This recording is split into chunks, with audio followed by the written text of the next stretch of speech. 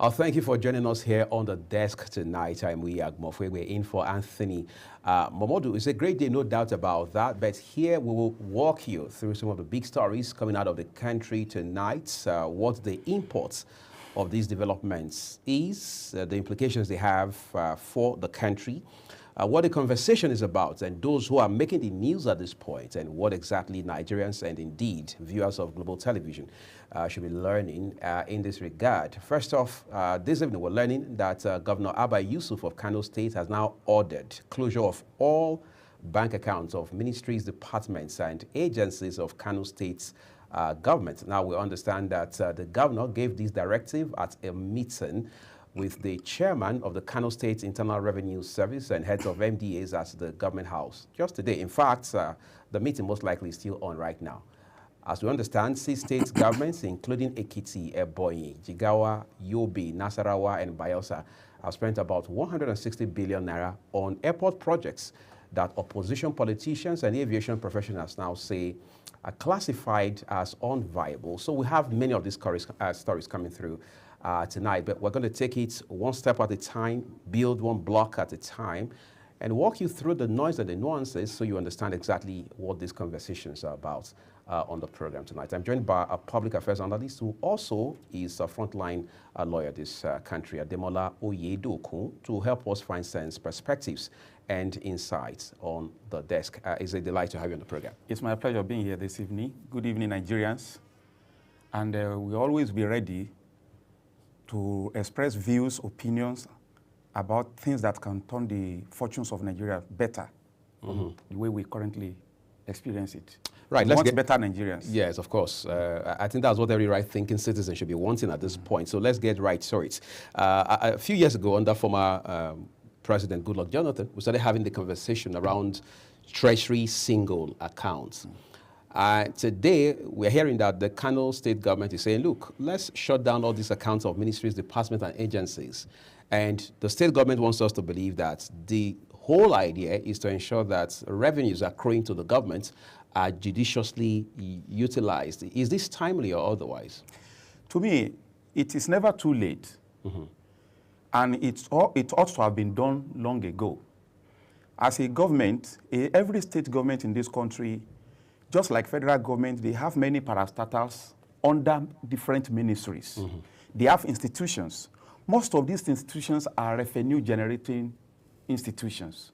You'll be shocked to know that in some states, you cannot even say with confidence how the state government receipts look like. Because every agency in some states have their own agency's receipt. And the money they generate is supposed to be money belonging to state government. Because every year, state government allocates resources in their appropriation laws, in their budget, to run these agencies, to pay the agency salaries, to buy them all their running costs, their vehicles, and so on and so forth. Overhead. And some of these agencies, the money they generate is not even up to what they expend. So there is no accountability. When in a ministry, you have like 10 to 8 agencies, and all of them have budget, and they generate revenue, and the revenue they generate is not contributing to the development of the state. One will agree that it is a right step in the right direction for state government to ensure that all the money accruing to the state by way of internally generated revenue is duly accounted for, and you can only do that if you have single treasury account like you have in the federation. The only fear that we can now have is that how successful has the federation experience, the federal government experience, how successful has it been? With the treasury single account.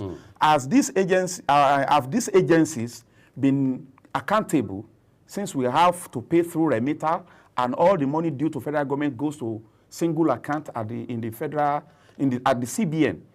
Has it actually changed the fortune of the country?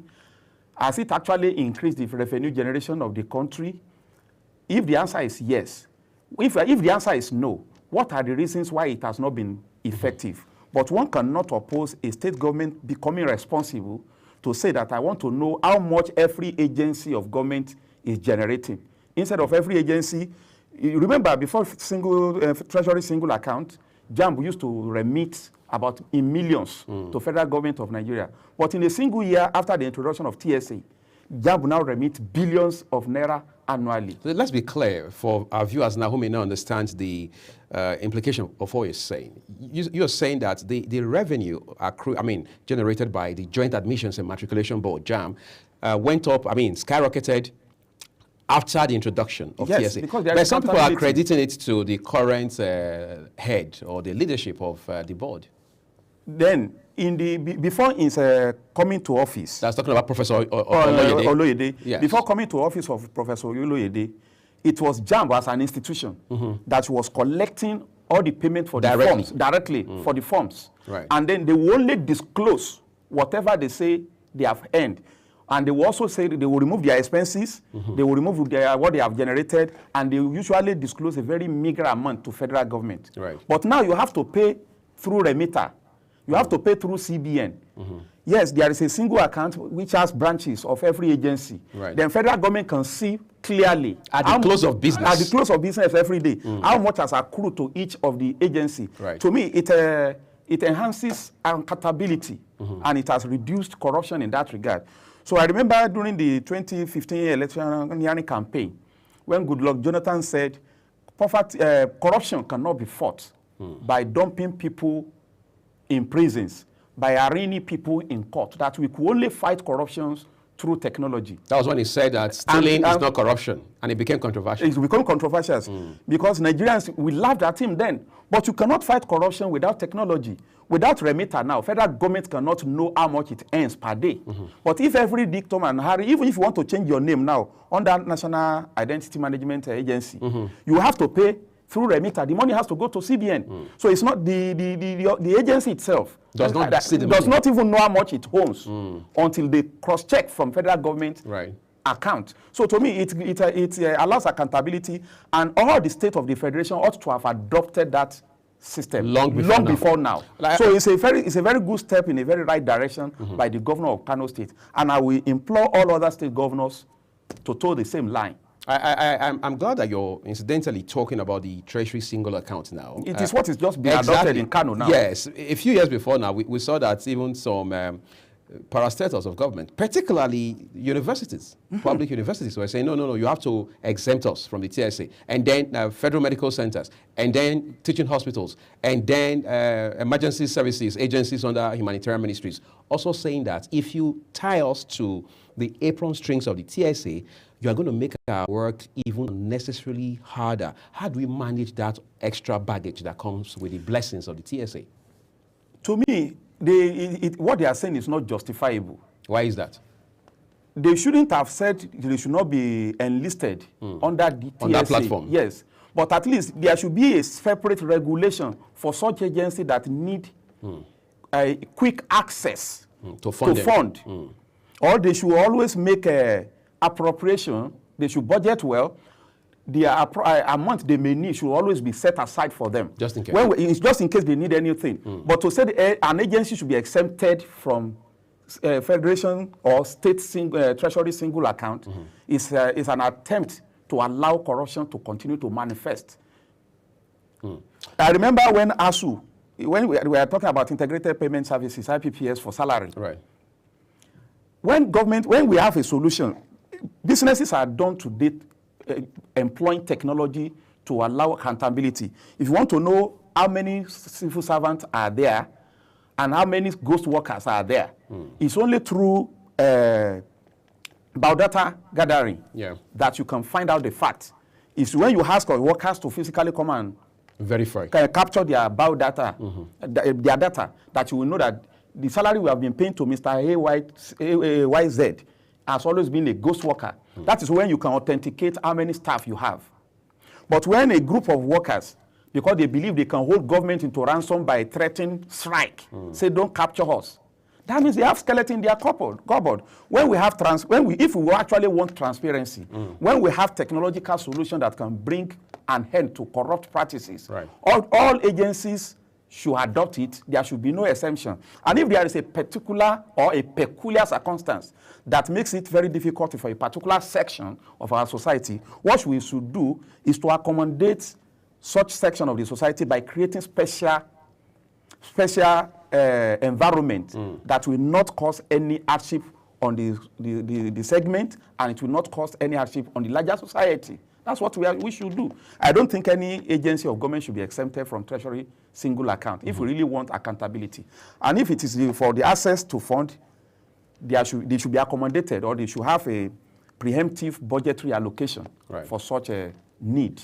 It's interesting because now there's a governor somewhere in the southern part of the country who is being accused of saying, I mean, the accusation is, yes, you probably meant well when you said, let's have a kind of streamlined process of making payments for services offered by state governments, as it were.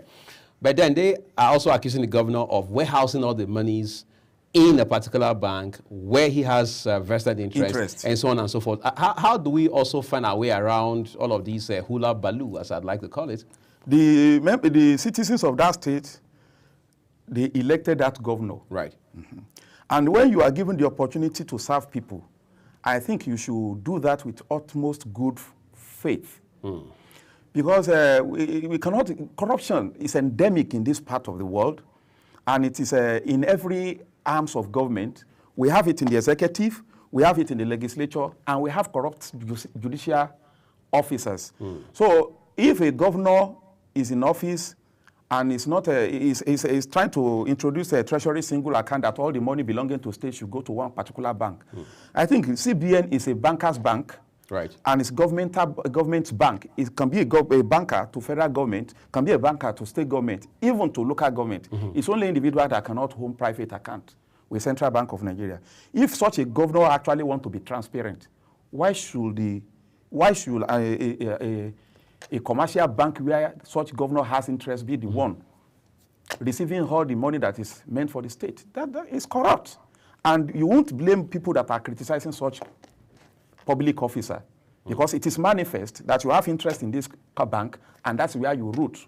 You root all the state government revenue. For obvious reasons. For obvious reasons. So it's condemnable. There's another element in this conversation we should look at before we switch to our second discussion tonight, and that has to do with the fact that you have been able to establish, at least in passing, that the idea behind saying let's have a single account kind of system is not just about saving money and ensuring that public funds are judiciously used.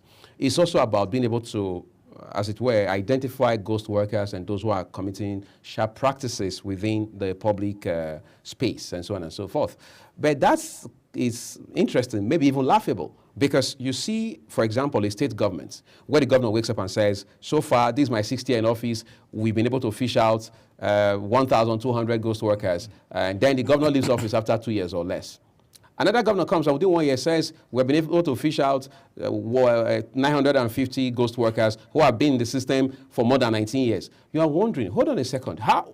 But the other governor just told us that he removed all of them. 6. Yeah, exactly. So does this kind of system, this kind of treasury single account system, or whatever name it goes by, also solves that problem, or are we just also politicking around this thing? See, I said it the other time, in one of our discussions here, that we should always differentiate between personal interest and public interest, that is national interest, and political interest. What happens in that circumstance is that these our governors, even local government chairman, and even at the federal level, they have political interest. When you see a governor about to leave office and has been unable to pay salaries of workers, maybe 6 months, maybe 1 year, or some of them are paying half salaries. And maybe after they might have lost election, they will begin to recruit people in numbers into public service, in thousands. So in the process, you usually have cases of improper employment. Right. And when a subsequent person assumes office, he's always reluctant to tamper with those people because he doesn't want to be seen as a governor that is sacking people too. And when the political game gets tougher, they begin these processes. What I just want to advise Nigerians is that if you are in public office, make sure that every step you are taking, every decision you are taking, you have sworn to oath of office. You have sworn to oath of allegiance. You have sworn to uphold the Constitution. Let every step you take, let every decision you make, let it be genuinely in the interest of the people you govern. When this governor comes now and says, I have done data capturing of all our workers. We have discovered 300 ghost workers. And he leaves office, another governor comes. And that one says we have discovered another 900. It is not only about the governors. It is about people in the Civil Service Commission of the Federation or of the state in question. Because if any process is not transparent, Abba, and I see no reason why there should not be a database of any civil servant that one can pay and access the name of so person, where is he working, what is his civil service number. If such a database exists at the federal level, state or local government service commissions level, it will be very easy for any administration, whether past, present, or in future, we don't even need to be doing this data capturing every now and then. Right. If upon employment, a public servant is enlisted in a certain database where his employment number, members of public should be able to access when was your date of employment, where was your last place of posting, what grade level are you. But you will see now when you go to court and they say a civil servant should come and stand as a surety to somebody, and then you have brought a civil servant to come and stand for that person. Sometimes as high as level 17. Whatever it is, then the court will now have to write. You are accused of an offense you have not committed. You are not guilty yet. Right. And they say you need to bring a civil servant to come and stand for you not to go to prison. Surety. Now a civil servant is here. His letter of employment is here. Everything that civil servant needs to be brought here is here. But you are not going home that day. You will still go to prison nonetheless. Why? Because the agency that wants to release you, they will first write to where that civil servant claims is working. Which is due diligence. They will call it due diligence. But why is it not possible for us to sit in that same office and go online and then input data? You answer us. Why is it not possible? Well, it is not possible because we don't have responsible people in government. We don't have responsibility. These are not. How should that be difficult? Just sit in that office, put in the name of that person, then you confirm. You see his date of birth, you see his house address, you see his last place of posting, employment history. His employment history. Has he ever had any query? How many? Why? How many? So they will first write to where that person is working. 1 week, the response might not have And come. God help that person. Workers are on strike. They are on strike. So it is, and that is why we say it is technology that can actually fight corruption in this country. In other words, we need to automate these processes. End of story. End of story. All right. I think we're not ending the story just yet on the program. We'll have so much more coming up tonight on the desk here. When we return after this break, Shell confirms oil spill repairs in Rivers community. Of course, it's been a long time coming since Nigerians have been talking about oil spill and all of the environmental degradation we have come to see, particularly in the Niger Delta area of this country, where so much of exploration in terms of crude is going on. What exactly does all of this mean? We'll let you in on it when we return after the short break. Do stay with us.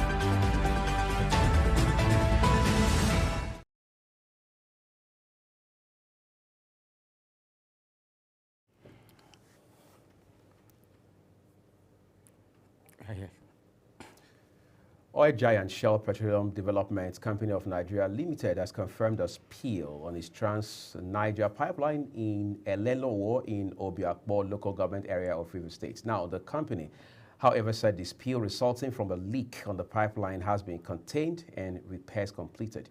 Recall that some residents of Rumo Dowere community in Elelowo in Obiakpo local government area earlier this week had decried the oil spill in the area, which they said destroyed their farmlands and underground water. Now, in such communities, Barrister Oyedoku, where your water, I mean, that's your source of water, has been the entire impacted. ecosystem. Exactly. So let's not even talk about water and farmland separately.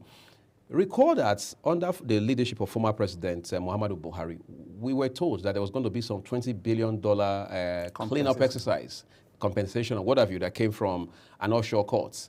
Whether or not that has been completed, whether it even got off the ground at all, you and I don't know. But let's talk about the conversation around environmental degradation in this country, especially as it has to do with the Niger Delta region. It also calls to question the responsibility on the part of Nigerian leadership. How responsible are our leaders? You reminded us now of President Muhammadu Buhari that he said to clean Ogoni land. Right. And they set up a committee and they mentioned a huge amount of money to do that. Nothing has been had. Permit me to put blame too on some of the members of the fourth estate of the realm. The media? The media. Because the media covered that event with a serious glamour, and it gave Nigerians hope. Nigerians wouldn't have known about that promise and that effort if it was not reported. But we easily quit in following up big stories. Because it's supposed to be a developing story. Developing story. That a section of the media will continue to follow it up on and put the government on its toes. When this thing is failing, let the public know. When their successes are being recorded, let the public know. I bet you and I, we are in the dark as to the status of that effort made by President Muhammadu Buhari. But I also recollect very vividly too that during his campaign period, the current president, President Bola Ahmed Tinubu, also made such promises to the people of Niger Delta that is going to see into the environmental cleanliness. Yeah. And so far, well, as best known to him, he's following up on his campaign promises. But today, nothing has been had in respect of that effort. We also have the Niger Delta Development Commission. Right, the NDDC. NDDC. I think that should be within the power or within the supervision of the Ministry of Niger Delta. Ministry of Niger Delta and NDDC itself. Right. Honestly speaking, nothing has been had. And every part of Nigeria, every nook and corners of Nigerians, what we just know is that our government is getting federal allocation from this oil money. But at whose expense? Some people cannot breathe clean air. They cannot get clean water from the surface of the earth. They cannot do their farming. So how do you want these people to survive? And why did I blame the leadership of Nigeria at the opening of my opinion? Is this how it is done in other climes? Is this how it is done in other climes, that this oil giant, this IOC, they will just deplete the environment of people without compensation and with impunity? I need to step in quickly, if you don't mind. Why do we have to blame the international oil companies, I mean the IOCs, when we're supposed to have a system that regulates? I mean, the NNPC, you and I know, has been unbundled. We have regulatory agencies in this country, in the O&G sector. So how do we then blame the IOCs? We should not be hiding behind one finger. Does Nigerian government or the Nigerian authority, do they have power to sanction or to control IOC? Why don't they have? They don't, because this IOC, they are the representative of former colonial government, the foreign powers. So they are non-state actors. They are non-state actors, and they are actually even influential against the government of Nigeria. That's their host government. Their host government. And that is why you see indigenous communities always cry to United Nations when serious environmental hazard happen. They always cry to international community because they know that the Nigerian government can do next to nothing to save them. And it is a very sad experience that our government cannot control the IOC. They dictate more to our public authority than we think they can control. So our authorities are just toothless bulldog that can only bark, they can't bite. As it stands today, it appears that we are beginning to have increased indigenous participation in the oil and gas sector. I'm not just particularly talking about the Dangote refinery. I'm also talking about other refineries springing up here and there. Does that, for you, show some ray of hope at the end of the tunnel? I've always maintained the position that once we get our oil industry right, everything will fall into places for Nigeria. If we no longer import finished product, PMS, that is, I have always expected Dangote that is at the brink of production. Once Dangote hit the Nigerian market, right. I've always expressed this opinion that our forex will be stabilized, because all other African countries will come to Nigeria to buy finished product from Dangote, and they are going to buy in Naira, which means Nigeria will earn more foreign currency. And Dangote is getting his crude from Nigeria in Naira. Right. So, and it's also selling to oil marketers in Naira. So if Dangote alone can take us that far in stabilizing our economy, imagine when BOA, I learned that they want to establish private refineries too. And then it is only when Dangote begins operation that these IOCs and other international influences can take their boots off our neck for other refineries to spring up and breathe. But as long as Dangote has not been successful, they won't allow federal government-owned refineries that we have spent billions of dollars year in, year out to revive. Doing turnaround maintenance. We are doing turnaround maintenance and it's not getting maintained. We are paying staff for all this oil refinery that belongs to federal government. They are not producing anything. They are not doing any work. It is not because the people of Nigeria don't want it to work. We have all known that it is foreign influence that are keeping this with their local collaborators and saboteurs that are making it impossible for Nigerian government to get these refineries revived. You remember Dangote also said, in the last 35 years, no African countries has been able to maintain successfully any refinery. Right. It is not by accident. It is not by our design. We are making efforts, and those efforts. So it's a deliberate so effort. once we have a breakthrough, especially through Dangote, and that's why I will encourage federal government to do everything possible to make sure that we have that breakthrough first from Dangote, then other refineries can grow up. Then federal government refinery can breathe, can have a new breath of life. Another private refinery can get up. And then you remember when they said that the EU said Dangote refinery will affect the European oil and gas industry. Who cares? So we have been suffering at their own pleasure. At least it is our resources. We should be able to enjoy it. We should be able to enjoy our resources. So I don't care if European oil industry will collapse. We have suffered enough. You know what Nigerians go through now to get fuel into their cars. Obviously, you are not ignorant of the frustrations that Mr. Aliko Dangote has vented very recently. He was frustrated. Yes, which is naturally expected.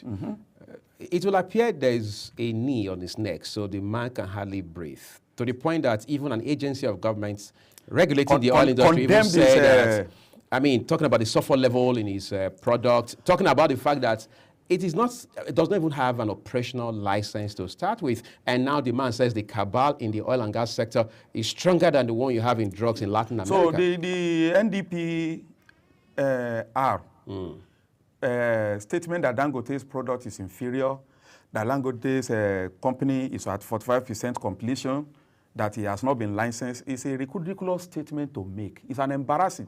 It's the most unpatriotic statement you will hear from a Nigerian. But what if it's true? How can it be true?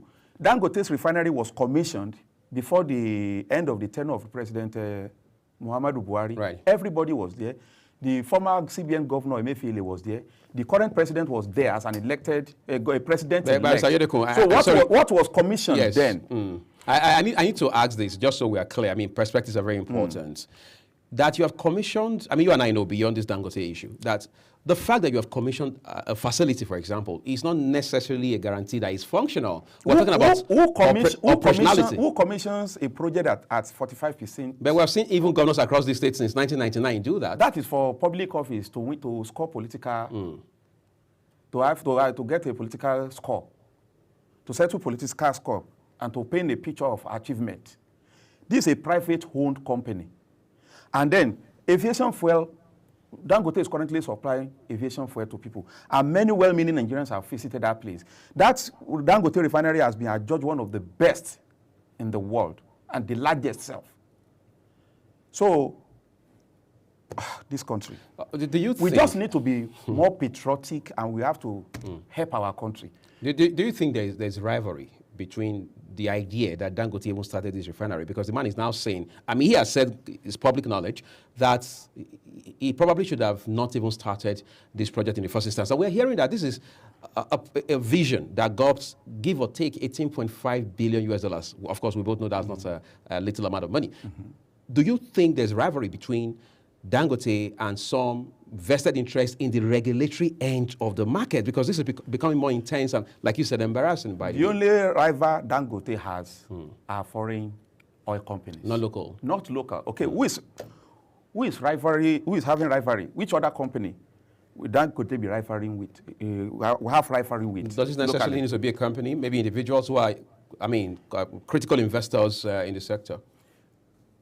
Investing in marketing or in the exploration or what? We don't have such. Maybe in the supply chain. For example, the multi-elements came to the fore while we're having this conversation. Supply chain. Yes. In the supply chains. Gone were the days when individual private marketers were collecting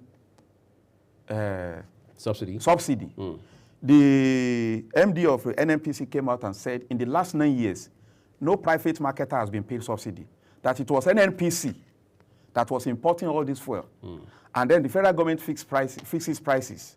And the shortfall, they call it delta, according to him, is what federal government gives them. So it is NNPC that has been collecting subsidy. Solely. So which other private investor in the oil sector will be in rivalry with Dangote? Is it not even better for these marketers to be buying finished products from Dangote without having to pay freight? So in a nutshell, you are saying that any local entity, whether individual or an agency of government, that tends to be. Dangote is a giant in that industry. Right. I don't see any mushroom oil company within Nigeria that wants to rival Dangote. I just want us to land on this. And it cannot be NNPC. How will NNPC, who also has a stake, at least in the minimum of 7%? Again, controversial stake. At the point it was 20%, then it dropped to 7%. So is it NNPC that also has a stake?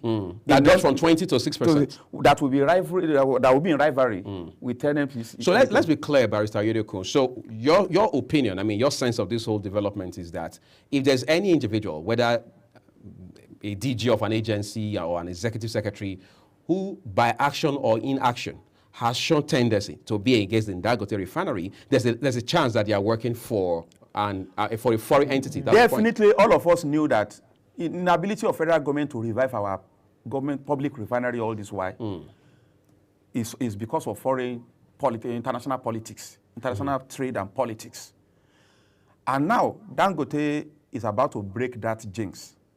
The mistake those international rivals and foreign non-government actors, non-state actors, have attained is to have allowed Dangote to complete the building of this refinery. They should have thwarted it earlier. If they had wanted to do that, they should have done it long. But they are trying to just stop a rain that is already falling. And now they are all drenched in it. Is that what you're saying? They are drenched in it. We're going to take So Europe should be ready for Nigerians' economy becoming stronger. And they should be ready for Dangote company. That is only if this government has political will to support a Dangote as a local investor who has invested greatly in this sector. And the success of this administration actually depends on the success of Dangote refinery. Because all effort, all measures being put in place now by Central Bank of Nigeria, it's really difficult for them to keep up maintaining it because they expose Naira to the law of supply and demand. So the market forces. And it's only Dangote because the strength of our export is only oil. So it's only Dangote now, to me, as a sole corporation, private corporation, that can help the Central Bank of Nigeria.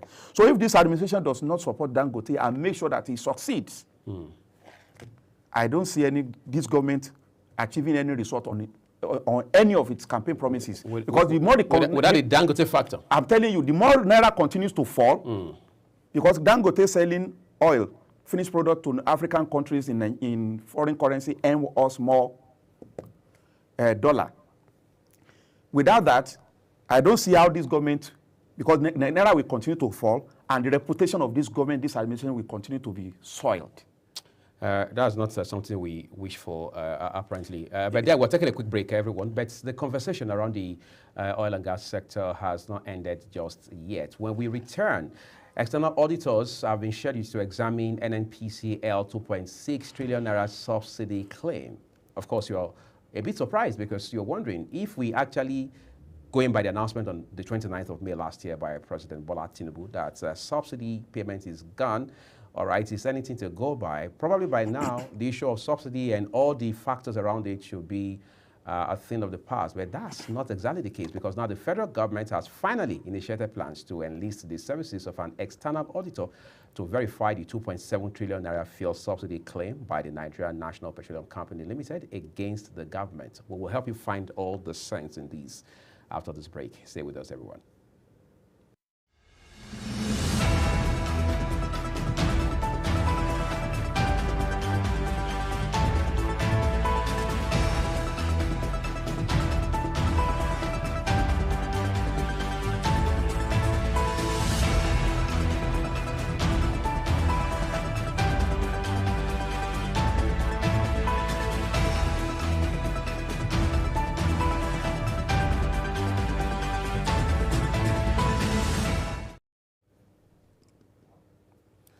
Now, the authorities say that the yet-to-be-named auditor will assist the Office of the Auditor General of the Federation in determining the real amounts owed by the government. So, should we still be talking subsidy payments? Who should be paid what? Who shouldn't be paid what? Because you see, I mean, I'm a broadcast journalist. I've followed this conversation long enough to say I'm bored and tired. But then I'm a Nigerian. We must continue to push the narrative. We have been told by at least two presidents, President Muhammadu Buhari, more importantly, former President Muhammadu Buhari, and now incumbent President Bola Tinubu, that look, this whole subsidy thing is a scam, it's a criminal enterprise. Why aren't we dealing with it as such? We have dealt with it as such. That's why they removed it. At least that is the first step. All the candidates in 2023 agreed that subsidy must go. And it's a very painful thing that we have to come to that realization after our situations had deteriorated. When in 2011, 2012, former President Goodluck Jonathan was telling us that this whole idea of subsidy payment is not sustainable, it had to go. We hit the street, including the current president. They campaigned rigorously against him that we have to continue subsidy. That's the only thing that benefited the common man.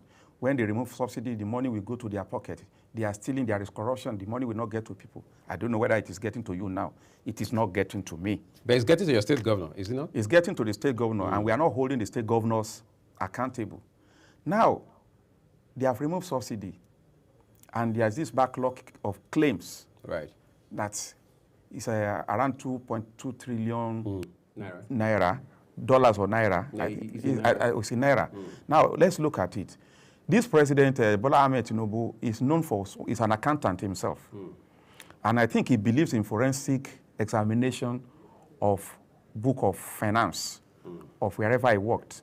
I think he did that in Lagos.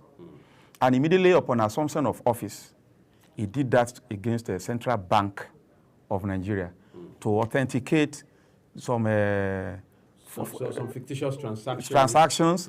Fictitious transactions, and some forex claims by foreign company to determine what the obligation was. Yes, and then it is in that course. I think the external auditor that was engaged did a very good. The independent investigator did a very good job, and in the process, a lot of dark deals were revealed and exposed. And I know some people are standing trial now. So to me, what is the same thing that is about to happen to NNPC. And it's not deniable. When we are talking about our institutions are corrupt, are unaccountable, I think NNPC cannot be exempted. It's one of our public institutions, and their processes, their procedures allow a lot of corruption to take place. We have had, in the course of addressing the public in 2012, the former central bank governor, now Emir of Kano, was saying that people forge papers to claim that they have imported fuels and they will still claim subsidy, and NNPC will still pay. Is that, if that is not corruption, what else is? Would you say your speculation is NNPC was complicit at the time? Or was just lack of due diligence? Because there should be somebody that verifies this thing, that was verifying this document. Prior to payments being made? Prior to payments being made. Is it not a matter of rub my back, I rub yours? I approve my paper, I'm coming back to give you. So Nigeria, we have a very long way to go if really we want to fight corruption. Oh my goodness. So to me, it's a welcome development if the federal government has appointed an independent auditor to look into the book of NNPC. And I just believe that such a person or such a firm they will appoint are those that have integrity, that will not compromise, that will act in the best interest of Nigeria, and that will act professionally without compromise. That's what we need. Now that you're talking about, and I know heads will roll. Okay, before we get to heads that point will where roll. Heads roll, you just talk about people with integrity, those who will not, against all odds, compromise. Jim Obaze, one person who has also been controversial, even though many people say he's the right man for the job when it comes to all of these forensic extra mile with forensic auditing, and of course President Tinubu entrusted him to say you be the special investigator for Central Bank. In this case, for Central Bank, and we saw all of the things he unveiled, including all of the issues around the transactions on Polaris Bank and what have you. In the case of NNPC, for example, what exactly should be the approach? There are those who are calling for the sack, or if you like, maybe to use a different term, removal of Mele Kyari, the current GCEO of that. I think it was appointed by President Buhari. Exactly. So is removing him the magic wand we need, or just to do an overhaul, top to bottom kind of cleansing? The best way of fighting corruption is by setting a procedure in place that will be self-regulating, that will be self-expository. It is not by changing, a person's character does not change by changing his name. We change from NEPA to PHCN. And now you have 11 discos. PHCN is still, it's the same people that were in NEPA, that were also in PHCN. Did anything change? The light did not improve. So it's not by changing the name. It's not even by changing the head. If Mele Kyari was there and the procedure of accountability is not transparent enough, it's not the process of accountability is not accountable. It's not accountable. And they remove him and they put me there. Every loophole that myself sees in that place is what I will explore to my personal advantage. But if the system is transparent, accounting, and clear to everybody, and you know that if I do this, definitely I will be seen, then everybody in the office will behave.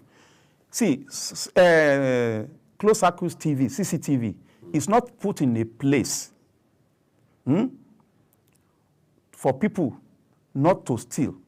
It is put there for you to know that it is there. So that when you know it is there, you don't bother yourself to steal. So it's more of a psychological... It's a psychological control. Everybody has a tendency to steal when there is nobody at home, if there is no one at home. Yes, that feeling is there that you should steal. But when you look up and you see camera, then you behave. So in every government office, system should be such that if you do something, you cannot hide it. Then you will just discover that corruption is reduced greatly.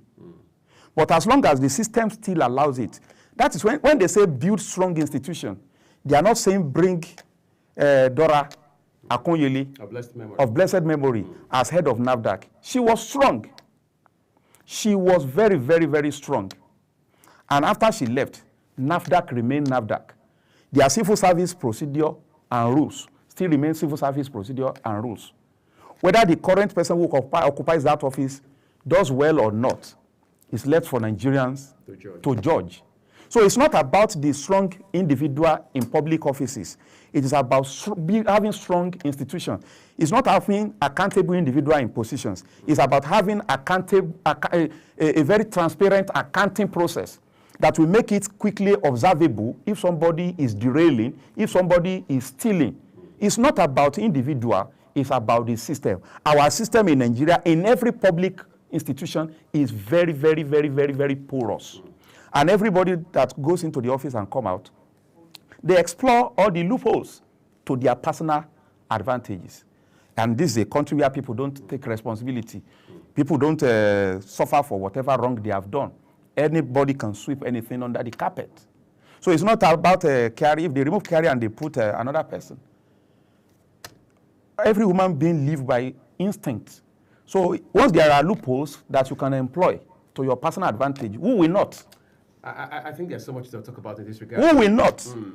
So we just have to strengthen our institutions and make sure that we also strengthen our civil service procedures, our accounting rules, to make it difficult for people to steal. All right, I think we need to put that as an obstacle for people with sinister motives in the first instance. That is it. We're taking another quick break, everyone. But as it stands right now, governors are being put on the spotlight because the city have wasted so far 160 billion naira on unviable airports across the country. 6 state governments, including Ekiti, Ebonyi, Jigawa, Yobe, Nasarawa, and Bayelsa, reported to have spent no less than 160 billion naira on airport projects that opposition politicians are now saying that, look, these projects are unviable. And that's exactly the same position that aviation professionals in the industry are also holding. What does this mean for the everyday Nigerian? We'll let you know when we return. Stay with us.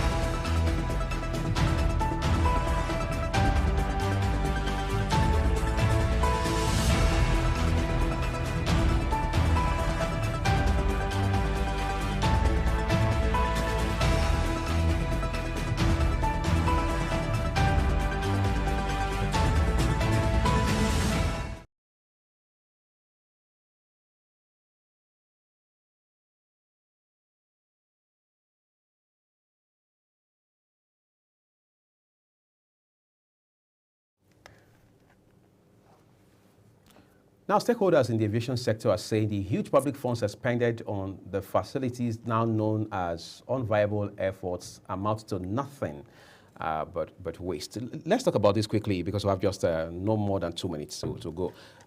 What's your take on governors waking up and saying our next big project going forward is building an airport? They will build the airport now because they know the roads are not safe. And wherever they are now, let me say, for example... Oh, the airports are for them, not for citizens. The airports are for governors now. Okay. It's not for the Nigerians. Imagine my governor in Osun State, for example, now, if he comes to Abuja, if he wants to go back, he will either land in Akure or land in Ibadan. And then the vehicle, we have to take him from Ibadan to Osun. By road. Or from Akure to Osun, or from Ilorin to Osun. And these states are contiguous. So they will do it. So it is not a matter of whether it is viable or not. I think it is self-serving as far as I'm concerned. Because we don't need it.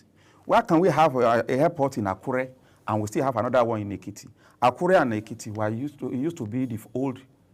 Akure is the capital of Ondo State. Ekiti is Ado Ekiti.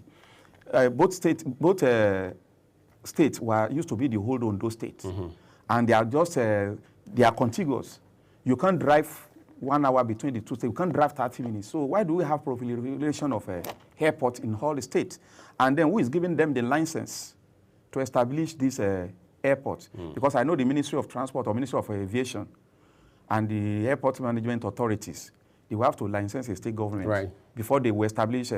So it is too late for us to be complaining if the authority are giving them license to go and... What can you do? What can you do? So And then it is very, very unconscionable for those states because they have many things to spend money on instead of spending money on what I call now elephant projects. I'm afraid this is the much time we're allowed to take on this discussion. But I'd like to say a big thank you to you, Barrister Ademola Oyedokun. It's my pleasure for coming on the program. And that's all we have for you on the desk. And we do appreciate the last 15 minutes that you spent with us on the program. I'm Uyag Mofwegbe. At top of the hour, we'll bring you a news cycle. Stay with Global Television.